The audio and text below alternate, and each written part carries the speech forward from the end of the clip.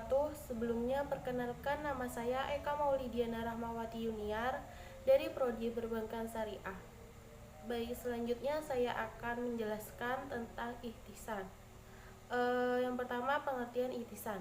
Ihtisan menurut bahasa ialah menganggap baik sesuatu, sedangkan menurut istilah ulama-ulama usul fiqh ialah berpindahnya seorang mujtahid dari tuntutan qiyas jali atau qiyas nyata kepada qiyas kafi atau qiyas samar, atau dari hukum kulil atau umum kepada hukum pengecualian, karena ada dalil yang menyebabkan dia mencela akalnya dan dimenangkan baginya perpindahan ini.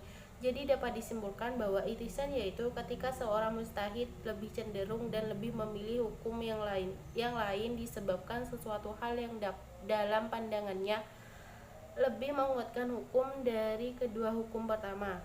Yang kedua, dasar hukum ihtisan. Para ulama yang memperkenalkan ihtisan mengambil dalil Al-Quran dan Sunnah yang menyebutkan kata ihtisan dalam pengertian denotatif atau lafal yang seakar dengan ihtisan, seperti firman Allah Subhanahu wa taala dalam surat Al-Zumar. Surat ini menurut mereka menegaskan bahwa pujian Allah bagi hambanya yang memilih dan mengikuti perkataan yang baik, dan pujian tentu tidak ditunjukkan kecuali untuk sesuatu yang disyariatkan oleh Allah. Yang berpegangan dengan dalil ihtisan ialah mazhab Hanafi. Menurut mereka, ihtisan sebenarnya semacam qiyas, yaitu memenangkan qiyas kafi atas qiyas jali, atau mengubah hukum yang telah ditetapkan pada suatu peristiwa atau kejadian yang ditetapkan berdasarkan ketentuan umum kepada ketentuan khusus karena ada suatu kepentingan yang memperbolehkannya. Menurut mereka, jika dibolehkan menetapkannya hukum berdasarkan qiyas jali atau maslahat mursalah, tentunya melakukan ihtisan karena kedua hal itu pada hakikatnya adalah sama, hanya namanya saja yang berlainan. Sedangkan yang menentang ihtisan dan tidak menjadikannya sebagai dasar hujjat ialah mazhab Syafi'i. Ihtisan menurut mereka adalah menetapkan hukum syara' berdasarkan keinginan hawa nafsu. Imam Syafi'i berkata, siapa yang berhujjah dengan ihtisan berarti ia telah menetapkan sendiri hukum syara'nya berdasarkan keinginan hawa nafsunya, sedangkan yang berhak menetapkan hukum syara' hanya Allah Subhanahu wa taala. Jika diperhatikan alasan-alasan yang dikemukakan kedua pendapat itu serta pengertian ihtisan, menurut mereka masing-masing akan dijelaskan bahwa ihtisan menurut pendapat mazhab Hanafi berbeda dari ihtisan menurut pendapat mazhab Syafi'i. Menurut mazhab Hanafi, ihtisan itu semacam qiyas, dilakukan karena ada suatu kepentingan, bukan berdasarkan hawa nafsu. Sedangkan menurut mazhab Syafi'i, ihtisan itu timbul karena rasa kurang enak, kemudian dipindahkan karena rasa yang lebih enak. Yang ketiga, macam-macam ihtisan. Ihtisan dibagi menjadi beberapa bentuk berdasarkan dua kategori, yaitu berdasarkan kekuatan pengaruh dalil dan berdasarkan dalil yang melandasinya. Berdasarkan kekuatan pengaruh dalil di sini dimaksudkan bahwa ihtisan dibagi atas ihtisan yang kuat pengaruhnya walaupun kafi dan ihtisan yang lemah pengaruhnya walaupun jelas atau zahir. Tarjih antara qiyas dan ihtisan dalam hal ini didasarkan pada kuat atau lemahnya pengaruh, bukan pada jelas apabila terdapat pertentangan atau ta'arud antara ihtisan dengan qiyas. Selanjutnya, berdasarkan menurut dalil yang melandasi ihtisan dibagi menjadi 6 berdasarkan pada dalil yang melandasinya, yaitu ihtisan dengan nas, ihtisan dengan ijma', ihtisan dengan urf, ihtisan dengan kedaruratan, ihtisan dengan qiyas kafi, ihtisan dengan maslahat. Yang keempat yaitu urgensi ihtisan pada masa kini. Ihtisan akan selalu relevan dengan perkembangan zaman. Mengapa?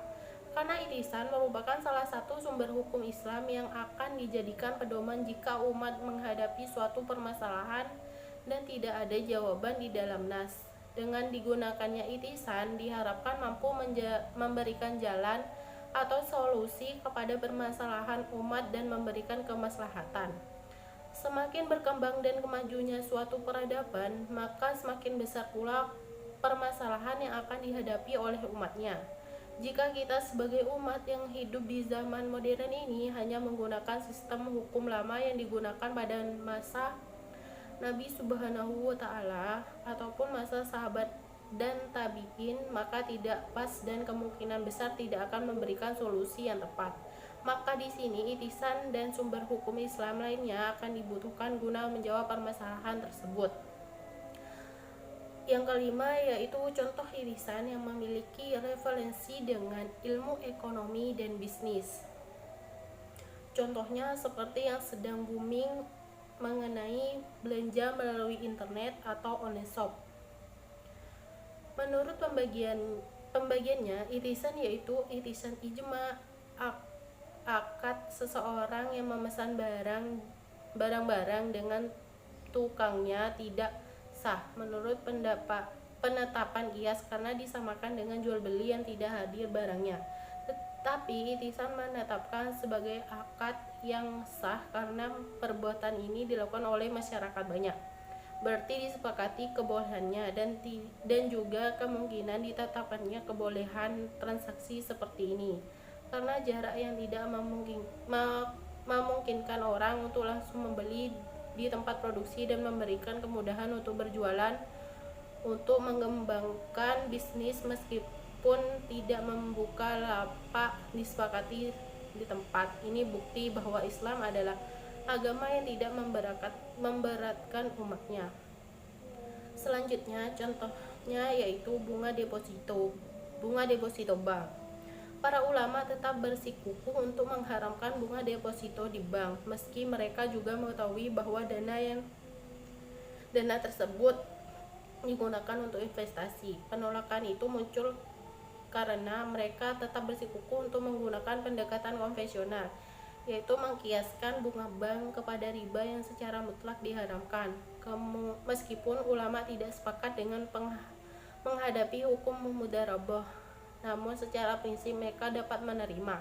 Di antara langkah untuk menghadapi masalah ini adalah upaya untuk mengkiaskan bunga deposito bank itu kepada mudharabah karena sama-sama menyerahkan modal dan menerima bagian dari hasil yang diperoleh. Dalam ini pun tampaknya perlu meninggalkan kias jail dan selanjutnya menggunakan kias alternatif yang bernama irisan. Sekian penjelasan dari saya, kurang lebihnya saya mohon maaf. Wassalamualaikum warahmatullahi wabarakatuh.